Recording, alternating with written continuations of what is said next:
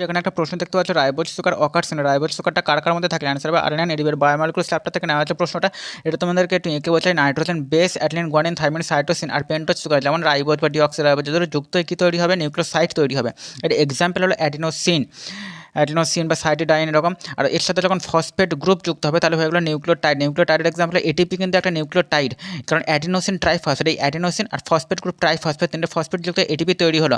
আর নিউক্লিওটাইডের অন্য এক্সাম্পল হচ্ছে যেমন অ্যাডিনালিক অ্যাসিড, গুয়ানালিক অ্যাসিড, সাইটিডাইলিক অ্যাসিড এরকম হয় এর নামগুলো। এটাকে যখন পলিমার করা হচ্ছে, নিউক্লিওটাইডের পর নিউক্লিওটাইড জুড়ে পলিমার তৈরি হচ্ছে। এই পলিমারেজ এনজাইমটার নাম হচ্ছে আরএনএ পলিমারেজ। আরএনএ পলিমারেজ এনজাইমের সাহায্যে পলিমার তৈরি হচ্ছে।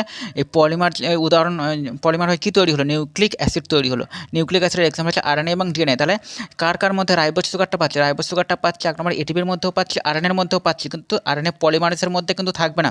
তো বন্ধুরা অপশনে আরএনএ থাকবে, এটিপি থাকবে, কিন্তু আরএনএ পলিমারেজ উত্তর হবে না। তো বন্ধুরা ভিডিওটা ভালো লাগলে অবশ্যই চ্যানেলটাকে সাবস্ক্রাইব করে নাও।